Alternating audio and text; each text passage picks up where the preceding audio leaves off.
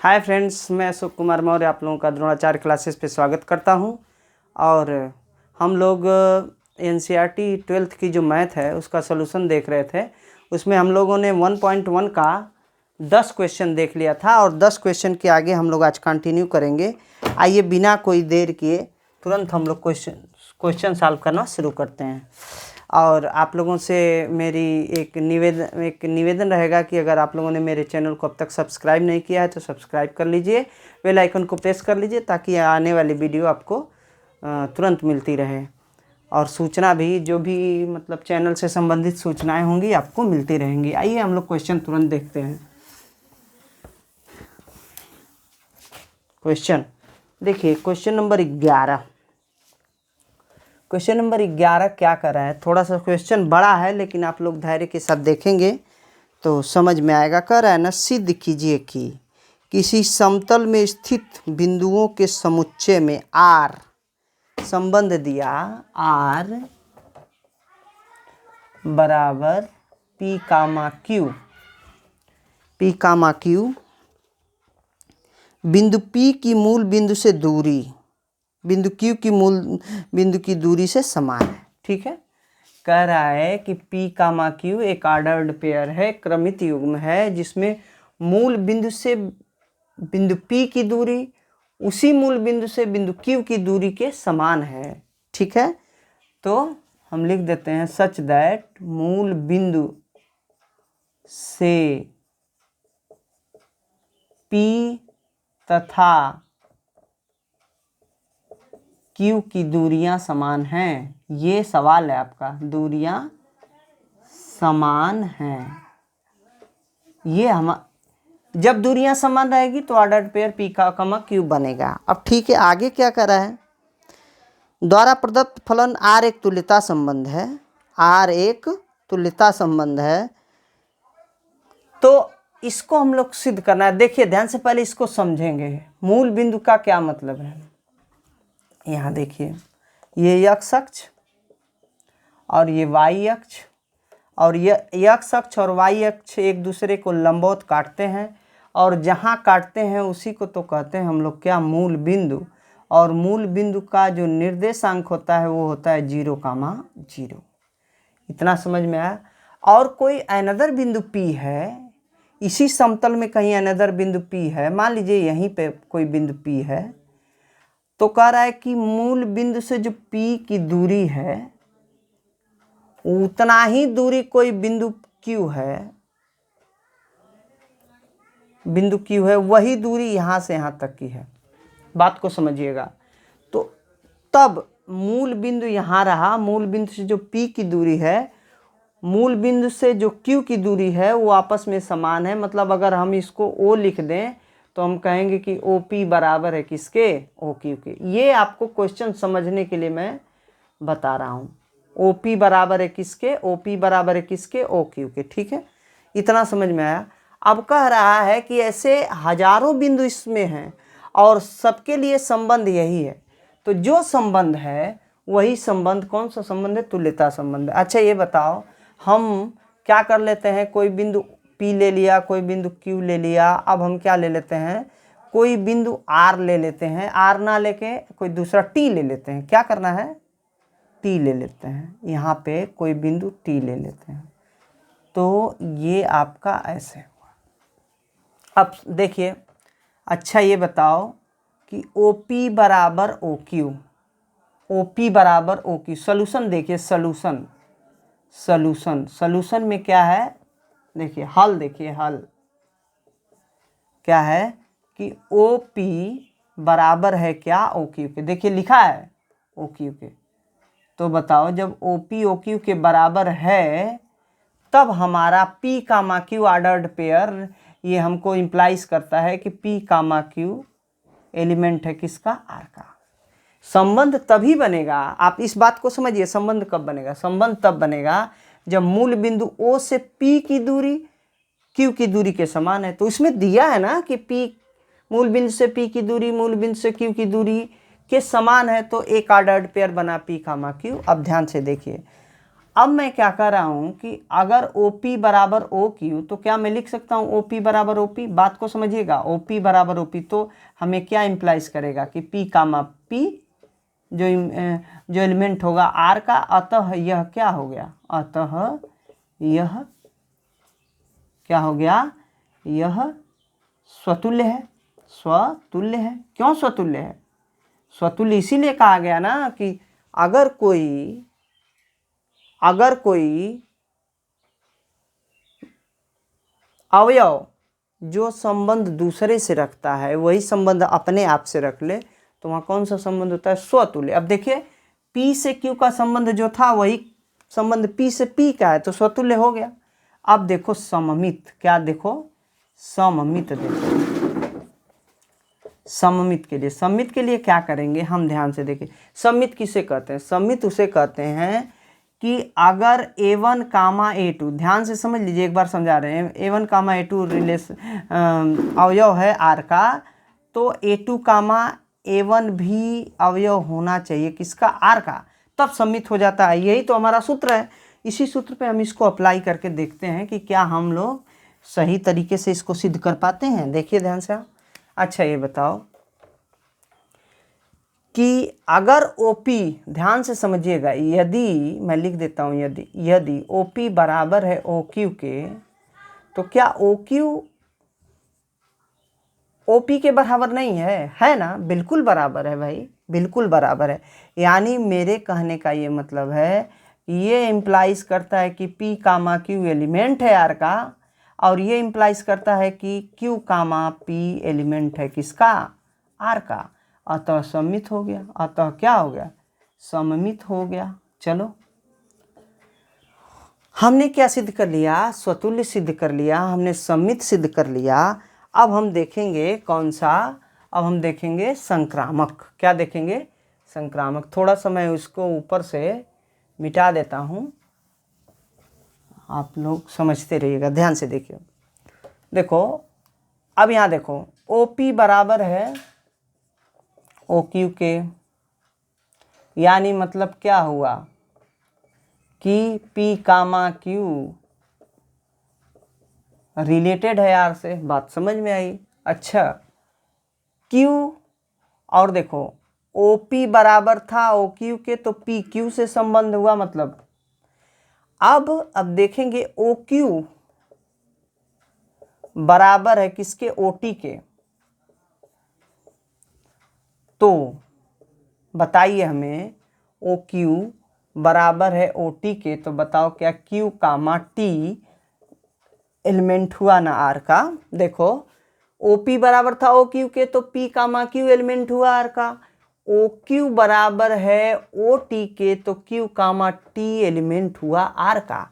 अब अच्छा एक बात बताओ, एक समीकरण ये और एक समीकरण, इन दोनों समीकरणों से हम देखें तो क्या हम कह सकते हैं, देखो OP बराबर है OQ के, OQ बराबर है OT के, तो क्या हम लिख सकते हैं क्या कि OP बराबर OT, OP बराबर OT, OP बराबर OT।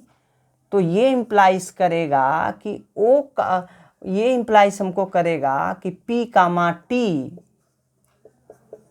T एलिमेंट हो गया R का, अतः संक्रामक है। अतः क्या है, संक्रामक है। बात समझ में आई? देखो मैं कह रहा हूं कि इसको समझने में अगर कोई दिक्कत होगी तो बताओ, राम बराबर श्याम और श्याम बराबर कोई मोहन, तो बताओ राम मोहन के बराबर होगा कि नहीं? वही बात मैंने लिखा है कि OP OQ के बराबर, OQ OT के बराबर, तो निश्चित रूप से OP OT के बराबर हो जाएगा। चलिए ये सवाल हम लोगों को सिद्ध करना था, संक्रामक हो गया। अतः दिया गया संबंध क्या है, तुल्यता है। तुल्यता है, बात समझ में आई होगी। अतः दिया गया संबंध क्या है, तुल्यता है। बात ठीक है, इसको मिटा देते हैं। समझ में आया होगा, कोई ऐसा इसमें वो नहीं है कि ना समझ में आए। अब थोड़ा सा ध्यान दीजिए, आगे क्या कह रहा है, इसी सवाल में थोड़ा सा आगे भी है। वो आगे क्या है, कह रहा है कि पुनः सिद्ध कीजिए कि P नॉट इक्वल टू 0 कामा 0 से संबंधित सभी बिंदुओं का समुच्चय P से होकर जाने वाले ऐसे वृत्त को निरूपित करता है जिसका केंद्र मूल बिंदु है। अच्छा ये कह रहा है ना कि P not is equal to 0,0। मतलब ये जो P है वो इस पे नहीं है, ये जो P बिंदु है वो मूल बिंदु पर नहीं है, इसका ये कहने का मतलब है। अच्छा, मूल बिंदु पर जब नहीं है तो अब बताओ कि मूल बिंदु से नहीं है तो ये बताओ कि ये दूरी, यह दूरी, यह दूरी, ये सब दूरियां जब बराबर हो जाएंगी तो हमें क्या मिलेगा? ये क्या मिलेगा? यह एक ऐसे वृत्त ही तो मिलेगा। क्या मिलेगा? ये वृत्त मिलेगा। और इसी चीज़ को हमको दिखाना है। हम लिखेंगे चूँकि OP बराबर OQ बराबर OT, अतः P Q और T से होकर जाने वाला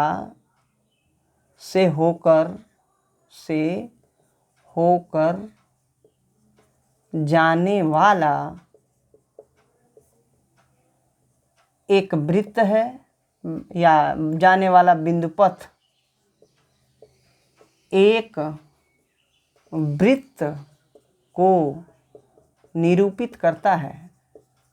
किसको निरूपित करता है? वृत्त को निरूपित करता है, और जिसका केंद्र क्या है? मूल बिंदु है। क्या है? मूल बिंदु। अरे भाई बताओ, किसी निश्चित बिंदु के से बराबर दूरियों पर चलने वाला बिंदु पथ क्या कहलाता है?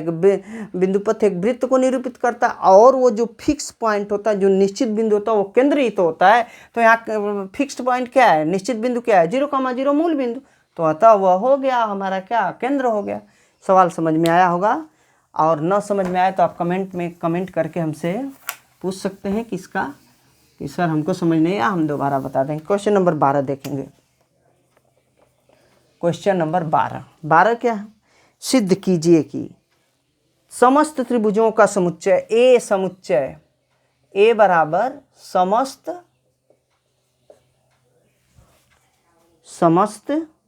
त्रिभुजों के समुच्चय ए में, समस्त त्रिभुजों का समुच्चय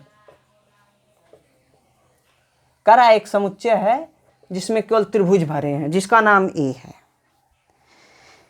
में R बराबर T1, T2। R बराबर संबंध दे दिया, R बराबर दे दिया T1, T2,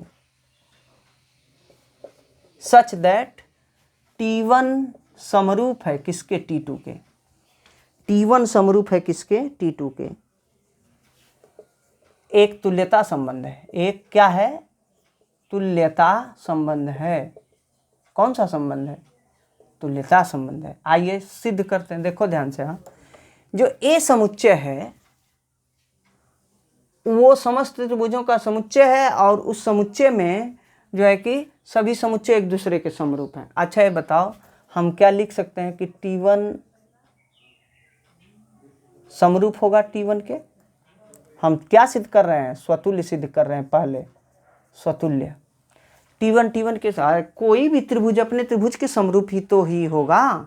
अच्छा, समरूपता की जो परिभाषा है वो क्या है? समरूपता की परिभाषा ये है, ध्यान से देखिए, कि मान लीजिए कोई दो त्रिभुज हैं, उनकी संगत भुजाओं का अनुपात आपस में बराबर है, तो वो दोनों त्रिभुज आपस में समरूप होंगे। अच्छा ये बताओ, यह ABC त्रिभुज है और यह ABC त्रिभुज है, सेम त्रिभुज वही है, इसका तो ये बताओ AB अपान AB बराबर BC अपान BC। देखते रहना, अभी समझा देते हैं तुरंत। BC बराबर BC और AC बराबर AC, तुरंत देखते रहिए, कोई दिक्कत नहीं। बताइए ये क्या होके कट के हो गया? 1 1 1।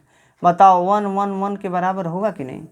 समरूप त्रिभुज की क्या परिभाषा है भाई? सर समरूप त्रिभुज की परिभाषा तो यही है कि जो दो त्रिभुज ऐसे जिनकी संगत भुजाओं का अनुपात अगर आपस में बराबर है तो वो दोनों त्रिभुज समरूप हैं। अब तो खुद का त्रिभुज खुद अपने का भी तो समरूप होता है, अतः T1 समरूप है T1 के। ये इम्प्लाइज कर देगा हमको कि T1 T1 एलिमेंट हो गया किसका? R का, अतः स्वतुल्य है। एक लाइन में काम खत्म, स्वतुल्य सिद्ध हो गया। अब हम आते हैं किस पे? स्वतुल्य के बाद सममित पे। किस पे? सममित पे। सममित के लिए क्या करना है? सममित के लिए कह रहा है कि यदि T1 समरूप है किसके? ध्यान से देखिएगा, T1 समरूप है T2 के, तो ये क्या इम्प्लाइज नहीं करता क्या कि T2 भी समरूप है T1 के? बोलो सही है ना? यानी क्या कह रहा है, ये कह रहा है कि T1 कामा T2 एलिमेंट हैं आर के, और T2 कामा T1 भी एलिमेंट हुआ किसका, आर का।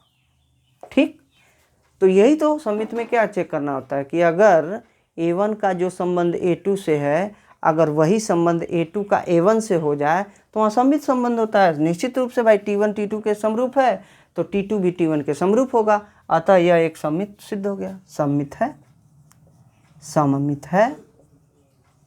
अब चलिए आगे देखिए, आगे हम क्या कर रहे हैं कि हाँ संक्रामक सिद्ध करते हैं, संक्रामक सिद्ध करते हैं। संक्रामक के लिए क्या करेंगे भाई, संक्रामक के लिए अच्छा ये बताइए, संक्रामक सिद्ध करने के लिए क्या है, सूत्र पहले लिख देते हैं एक बार। A1 यदि, यहाँ पे शर्त है क्या है, यदि A1 कामा A2 एलिमेंट है आर का, A2 कामा A3 एलिमेंट है आर का, तो A1 कामा A3 एलिमेंट होना चाहिए किसका, आर का। देखो दो A1 A2 एलिमेंट हुआ आर का, A2 A3 एलिमेंट हुआ आर का, तो A1 A3 का एलिमेंट होना चाहिए। और ये तो सूत्र है हमारा किसके लिए, संक्रामक सिद्ध करने के लिए। आइए इसी सूत्र पे हम चीज़ों को सेट करते हैं। अच्छा ये बताओ, T1 समरूप है किसके, T2 के, तो ये क्या इम्प्लाइज कर रहा है कि T1 कामा T2 किसका एलिमेंट है, आर का, इस आर का एलिमेंट है इस आर का। अच्छा T2 समरूप है किसके, T3 के, तो ये क्या इम्प्लाइज करेगा कि T2 कामा T3 एलिमेंट है किसका, थोड़ा सा छोटा लिखते हैं, T2 कामा T3 एलिमेंट हुआ किसका, आर का। अब बताओ, अपने से सोच के देखिए कि T1 समरूप हुआ T2 के, T2 समरूप हुआ T3 के, तो क्या T1 समरूप नहीं हुआ T3 के, और जब हो गया तो ये हमें क्या इम्प्लाइज करेगा कि T1 कामा T3 एलिमेंट है किसका, आर का, और अतः यह संबंध क्या है, संक्रामक है। और जब कोई संबंध स्वतुल्य भी हो, सममित भी हो और संक्रामक भी हो तो उसे हम कहते हैं तुल्यता संबंध। क्या कहते हैं, यह तुल्यता संबंध है। कौन सा संबंध है, तुल्यता संबंध है। सवाल समझ में आया होगा, हम इसको मिटाएंगे और आगे है इसी सवाल में कुछ चीज़ें और उसको हम आपको बताते हैं क्या है। देखिए ध्यान से, इधर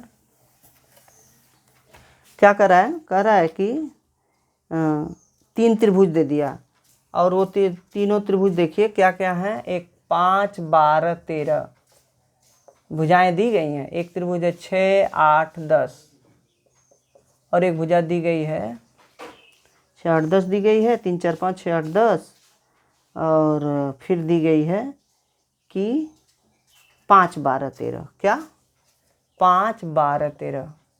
कह रहा है कि इन तीनों त्रिभुजों में से बताइए कि कौन दो त्रिभुज एक दूसरे के से संबंधित हैं। अच्छा ये बताइए, समरूपता की परिभाषा अगर लगाएं, मान लो ये दो, एक त्रिभुज, ध्यान से समझना, एक दूसरा त्रिभुज और एक ये तीसरा त्रिभुज, कोई तीसरा त्रिभुज, ठीक है। अब तीनों समकोण हैं, क्यों, क्योंकि 12 5 तो 13 होगा ही, त्रिभुज पड़े होंगे, 12 5 13, 8 6 10। अच्छा एक ही चीज़ दोनों बात, 3 4 5, एक 3 4 5 है, ठीक है। देखिए मैं, देखिए गलत लिख दिए, ठीक है कोई बात नहीं, मिटा देते हैं इसको। एक 3 4 और 5 है, 8 6 10 है, और एक है 5 12 और 13। कह रहा है कि कौन दो त्रिभुज जो संबंध दिया गया था, दोनों त्रिभुज समरूप होने चाहिए, तो बताओ इसमें से कौन सा त्रिभुज समरूप है। देखो हम इसको ABC लिख देते हैं, इसको EFG लिख देते हैं, और इसको PQR लिख देते हैं। अब ये बताओ हमको कि संगत भुजाओं का अनुपात बराबर त्रिभुज समरूप, तो 3/8 अगर थोड़ा सा देखें, 3/8 बराबर नहीं कभी भी होगा, सॉरी 8 बराबर नहीं होगा कभी भी 4/6 के। कभी बराबर होगा? नहीं होगा। लेकिन अतः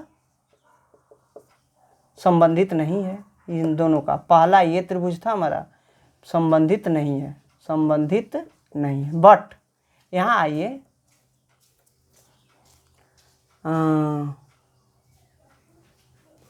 एक मिनट, थोड़ा सा ये इसको 4 यहाँ कर दें और 3 यहाँ कर दें, ठीक है। अब देखिए,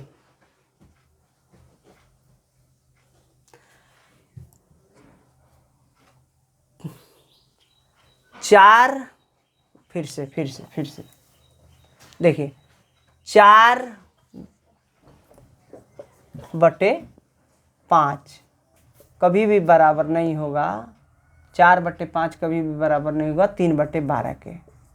संबंधित नहीं है एक दूसरे से, संबंधित नहीं है। पर अब देखो 4/8 बराबर है ना, 4/8 बराबर है ना 3/6 के, अतः संबंधित है, संबंधित है। बात खत्म। कह रहा था कौन दो त्रिभुज आपस में संबंधित है, तो इनको हमको दिखा दिया कि कौन सा दो त्रिभुज आपस में संबंधित। चलिए मिटा देते हैं इसको। अब क्वेश्चन नंबर 13 देखेंगे। हम लोग 12 देख लिए हैं, क्वेश्चन नंबर 13 देखेंगे। क्वेश्चन नंबर 13 कह रहा है सिद्ध कीजिए कि समस्त बहुभुजों में समुच्चय ए है और इसमें क्या रखा गया? बहुभुज रखा गया। क्या रखा गया? बहुभुज। ए बराबर दे दिया हमारा, नहीं सॉरी, ए बराबर तो आर बराबर दे दिया P1, P2, सॉरी देख लें एक बार, हाँ P1, P2 such that P1 और P2 की भुजाओं की संख्या समान है। P1 में भुजाओं की संख्या, P1 में भुजाओं की संख्या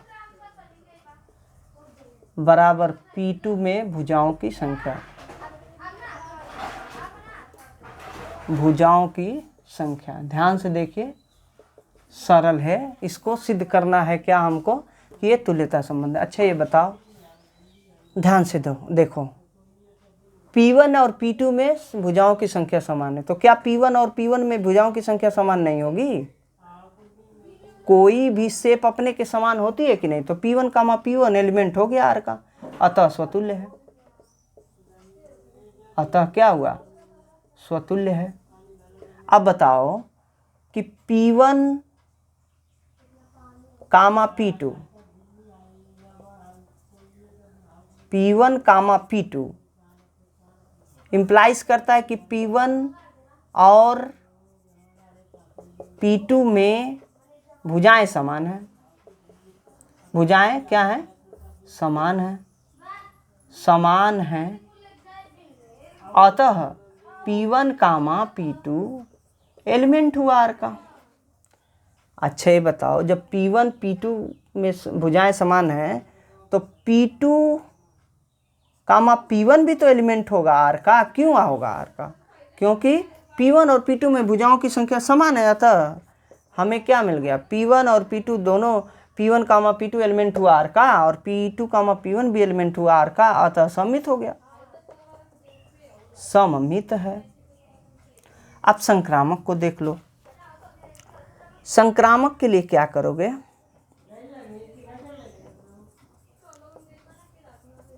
संक्रामक के लिए P1 और P2 में भुजाओं की संख्या समान है, अतः R का एलिमेंट है। P2 और P3 में भुजाओं की संख्या समान है, अतः एलिमेंट है।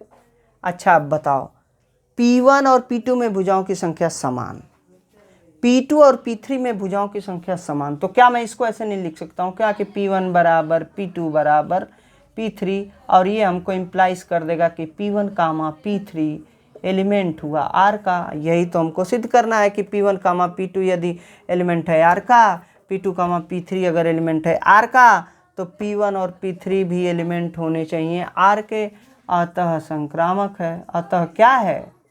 संक्रामक है। और जब संक्रामक है अतः तुल्यता है। अतः क्या है? तुल्यता है।